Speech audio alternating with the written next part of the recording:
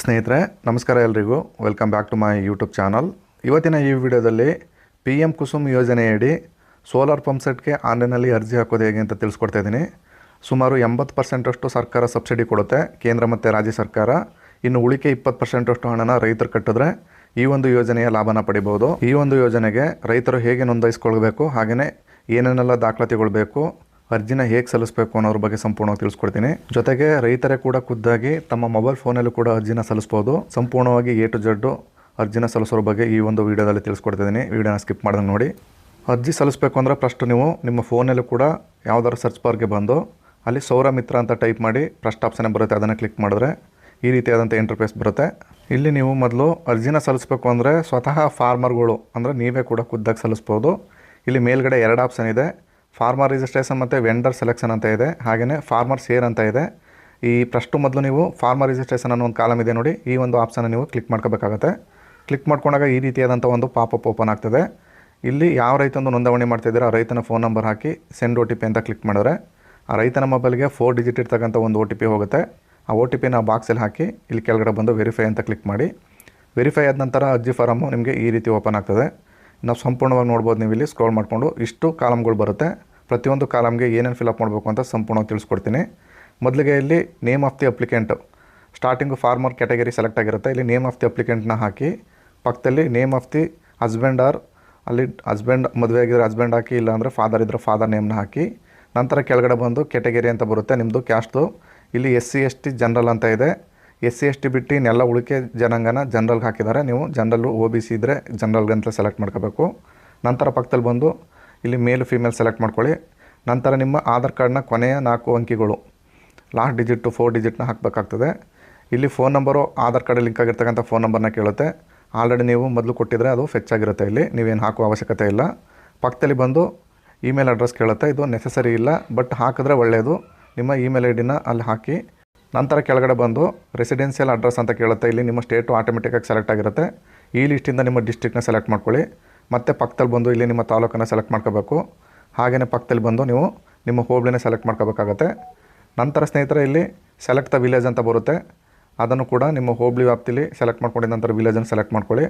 ನಂತರ enter your pin code ಅಂತ ಕೇಳುತ್ತೆ, ನಿಮ್ಮ ಏರಿಯಾ ಪಿನ್ ಕೋಡ್ನ ಆಧಾರ್ ಕಾರ್ಡಲ್ಲಿರುವಂತೆ ಎಂಟ್ರಿ ಮಾಡಿ. ಹಾಗೆಯೇ ಸಂಪೂರ್ಣವಾದ ಅಡ್ರೆಸ್ನ ಇಲ್ಲಿ ಈ ಕಾಲಮ್ಗೆ ಫಿಲಪ್ ಮಾಡಬೇಕಾಗತ್ತೆ. ನಿಮ್ಮ ವಿಲೇಜು, ಪೋಸ್ಟು, ಹೋಬಳಿ, ತಾಲೂಕು, ಹಾಗೆಯೇ ನಿಮ್ಮ ಜಿಲ್ಲೆ ಯಾವುದಿದೆ ಅದನ್ನು ಸಂಪೂರ್ಣವಾಗಿ ಫಿಲಪ್ ಮಾಡಿ.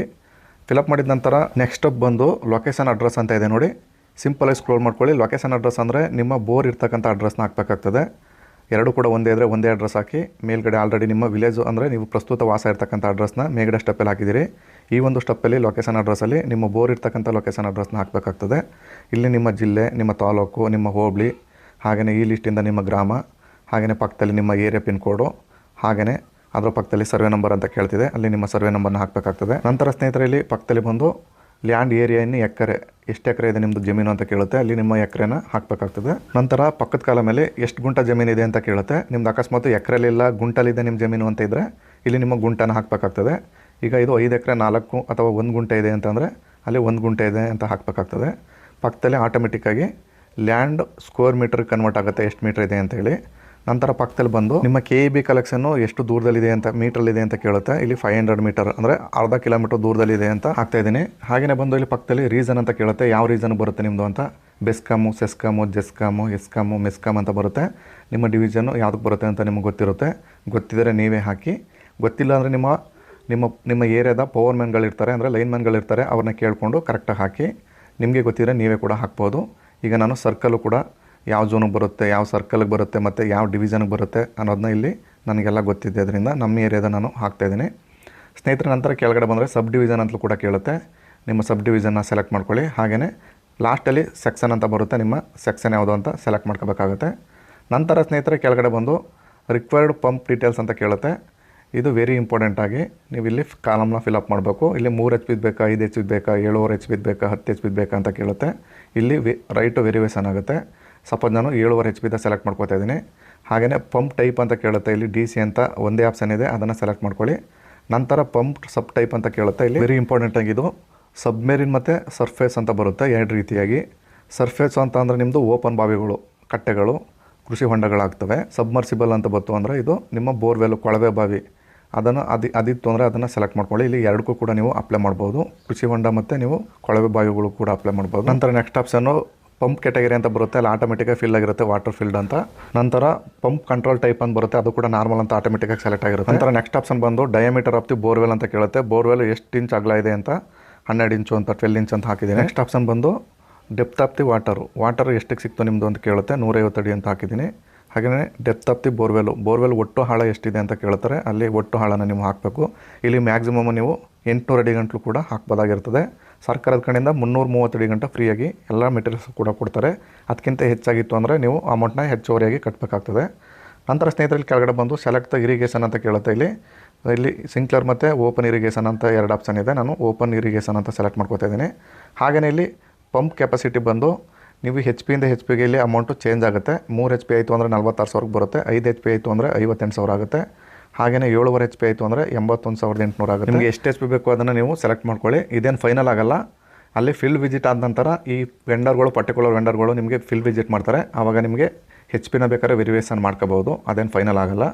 ಈಗ ನಿಮ್ಮ ಪ್ರೊವೈಡ್ ಮಾಡ್ತಾ ಇರ್ತಕ್ಕಂಥ ಕಂಪ್ನಿ ಯಾವ್ದಾದ್ರು ಒಂದು ಸೆಲೆಕ್ಟ್ ಮಾಡ್ಕೋಬೇಕಾಗುತ್ತೆ. ನಾನಿಲ್ಲಿ ಶಕ್ತಿ ಪಂಪ್ಸ್ ಅಂತ ಸೆಲೆಕ್ಟ್ ಮಾಡ್ಕೊತಾ ಇದ್ದೀನಿ. ಅಂದರೆ ತುಂಬ ಕಂಪ್ನಿಗಳಿದೆ ಸರ್ಕಾರ ಲೀಸ್ಟಲ್ಲಿ ವೆಂಡರ್ ಇರ್ತಕ್ಕಂಥವ್ರು.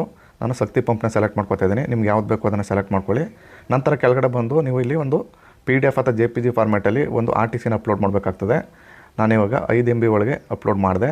ಅದೇ ರೀತಿ ಇಲ್ಲಿ ಕೆಳಗಡೆ ಬಂತು ಅಂದರೆ ಇಲ್ಲಿ ಯಾರ್ದು ಅಂದರೆ ಫಾರ್ಮರ್ ಇದ್ದೀರಿ ಅವ್ರದ್ದು ಒಂದು ಆಧಾರ್ ಕಾರ್ಡ್ ಜೆರಾಕ್ಸು ಹಾಗೆಯೇ ಒಂದು ಪಾನ್ ಕಾರ್ಡ್ ಜೆರಾಕ್ಸು ಎರಡನ್ನೂ ಕೂಡ PDF ಮಾಡಿ ಒಂದೇ ಫೈಲಲ್ಲಿ ಬರೋ ರೀತಿ ನೀವು ಇದನ್ನು ಕೂಡ ಅಪ್ಲೋಡ್ ಮಾಡಬೇಕಾಗತ್ತೆ. ಅದು ಕೂಡ 5 MB ಒಳಗಿರಬೇಕು. ಅದನ್ನು ಅಪ್ಲೋಡ್ ಮಾಡಿ ಇಲ್ಲಿ ಕೆಳಗಡೆ ಬಂತು ಅಂದರೆ ಸೆಂಡ್ OTP ಆ್ಯಂಡ್ ವೆರಿಫೈ ಅಂತ ಇದೆ ನೋಡಿ, ಆ ಬಟನ್ನ ಕ್ಲಿಕ್ ಮಾಡಿ. ನಂತರ ನಿಮಗೆ ಈ ರೀತಿ ಒಂದು ಪಾಪ ಬರುತ್ತೆ. ಇವಾಗ ನಿಮ್ಮ ಫೋನ್ ನಂಬರ್ಗೆ ಒಂದು OTP ಬಂದಿರುತ್ತೆ. ಆ OTPನ ಅಲ್ಲಿ ಕಾಣ್ತಿರೋ ಬಾಕ್ಸ್ಗೆ ಹಾಕಿ ನೀವು ಮತ್ತೆ ಸಬ್ಮಿಟ್ ಅಪ್ಲಿಕೇಶನ್ ಅಂತ ನೀವು ಕ್ಲಿಕ್ ಮಾಡಬೇಕಾಗತ್ತೆ. ಈಗ ನಾನು ಕ್ಲಿಕ್ ಮಾಡ್ತಾಯಿದ್ದೀನಿ. ಅಪ್ಲಿಕೇಶನು ಸಬ್ಮಿಟ್ ಆಗೋಕ್ಕೆ ಸ್ವಲ್ಪ ಸಮಯ ತಗೊಳುತ್ತೆ, ನೀವು ವೆಯ್ಟ್ ಮಾಡಬೇಕಾಗತ್ತೆ.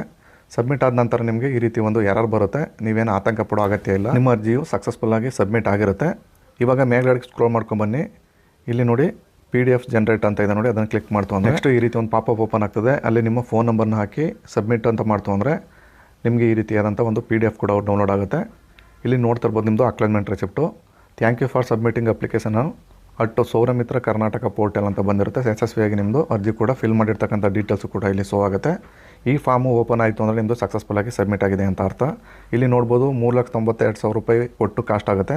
ನೀವಿಲ್ಲಿ 81,817 ಕಟ್ಟಬೇಕು ಅಂದರೆ 20% ಕಟ್ಟಬೇಕು. ಇನ್ನು 3,10,000 ರೂಪಾಯಿ ನಿಮಗೆ ಸಬ್ಸಿಡಿ ಸಿಗುತ್ತೆ. ಇಷ್ಟು ಡೀಟೇಲ್ಸು ನಿಮಗೆ ಶೋ ಆಗುತ್ತೆ. ಇದನ್ನು ಪ್ರಿಂಟ್ ಮಾಡಿ ಇಟ್ಕೊಳ್ಳಿ. ಇಲ್ಲಿ ಮೇಲ್ಗಡೆ ಬಂತು ಅಂದರೆ ಇಲ್ಲಿ ನಿಮಗೆ ಯೂನಿಕ್ ಅಪ್ಲಿಕೇಶನ್ ನಂಬರ್ ಅಂತ ಒಂದು ಅಪ್ಲಿಕೇಶನ್ ನಂಬರು ಕೂಡ ನಿಮಗೆ ಇಲ್ಲಿ ಜನರೇಟ್ ಆಗಿರುತ್ತೆ. ಈ ಒಂದು ಅಪ್ಲಿಕೇಶನ್ನ ಅದನ್ನು ಕಾಪಿ ಮಾಡ್ಕೊಳ್ಳಿ. ನಿಮ್ಮದು ಟ್ರ್ಯಾಕ್ ಸ್ಟೇಟಸ್ ಅಂದರೆ ನಿಮ್ಮ ಅರ್ಜಿ ಮತ್ತೆ ಫಿಲ್ ಆಗಿದೆ ಇಲ್ವಾ ಕರೆಕ್ಟಾಗಿ ಅಂತ ನೀವು ಮತ್ತೆ ಒಂದು ಚೆಕ್ ಮಾಡ್ಬೋದು. ಇಲ್ಲಿ ಟ್ರ್ಯಾಕ್ ಅಪ್ಲಿಕೇಶನ್ ಅಂತ ಮೇನ್ ಪೇಜಲ್ಲಿ ಬಂದು ಕ್ಲಿಕ್ ಮಾಡ್ತು ಅಂದರೆ ನೀವಲ್ಲಿ ಅಪ್ಲಿಕೇಶನ್ ನಂಬರು ಮತ್ತು ಇಲ್ಲಿ ಪಕ್ಕದಲ್ಲಿ ಬಂದು ನಿಮ್ಮ ಫೋನ್ ನಂಬರು ಎರಡನ್ನು ಹಾಕಿ ಸರ್ಚ್ ಅಂತ ಮಾಡಿ. ಇವಾಗ ಅಂತಿಮವಾಗಿ ಗೊತ್ತಾಗುತ್ತೆ ನಿಮಗೆ. ಇಲ್ಲಿ ನೋಡ್ಬೋದು ಅಪ್ಲಿಕೇಶನ್ ರಿಸೀವ್ಡು 20/12/2025 ಅಂದರೆ ನಾವು ಹಾಕಿದ್ದೀವಲ್ಲ ಡೇಟು ಕೂಡ ಅಲ್ಲಿ ಶೋ ಆಗ್ತಿದೆ.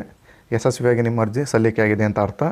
ಈ ಸ್ಟೇಟಸ್ನ ಬಂದು ನೀವು ಪ್ರತಿದಿನ ಕೂಡ ಚೆಕ್ ಮಾಡ್ಕೊಳ್ಳಿ. ನಿಮ್ಮದು ಅರ್ಜಿ ಯಾವ ಹಂತದಲ್ಲಿದೆ ಅನ್ನೋದು, ನಿಮಗೆ ಫೀಲ್ಡ್ ವಿಸಿಟ್ ಯಾವಾಗ ಬರ್ತಾರೆ ಅನ್ನೋದು ಡೀಟೇಲ್ಸು ಕೂಡ ಇಲ್ಲಿ ಶೋ ಆಗುತ್ತೆ.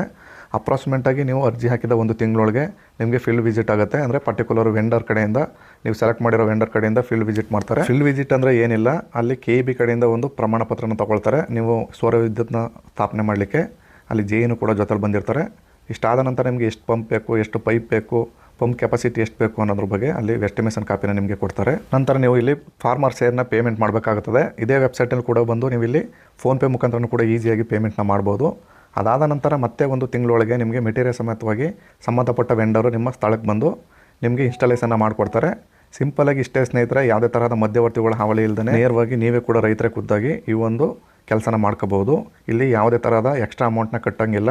ನೀವು ಅಲ್ಲಿ ಫಾರ್ಮರ್ ಶೇರ್ನ ಕಟ್ಟಿದ ನಂತರ ಅದೇ ನಿಮ್ಮ ಅಂತಿಮ ಹಣ ಆಗಿರ್ತದೆ. ಈ ರೀತಿಯಾಗಿ ನೀವು ಸ್ನೇಹಿತರೆ ಈ ಒಂದು ಯೋಜನೆಯ ಲಾಭನ ಪಡಿಬೋದು. ಈ ಒಂದು ವಿಡಿಯೋ ಇಷ್ಟ ಆಗಿದ್ದರೆ ದಯವಿಟ್ಟು ಈ ಒಂದು ಚಾನಲ್ನ ಸಬ್ಸ್ಕ್ರೈಬ್ ಮಾಡ್ಕೊಳ್ಳಿ. ಇಷ್ಟೇ ಹೇಳಿ ಈ ಒಂದು ವಿಡಿಯೋನ ಇಲ್ಲಿಗೆ ಮುಗಿಸ್ತಾ ಇದ್ದೀನಿ. ಎಲ್ರಿಗೂ ನಮಸ್ಕಾರ.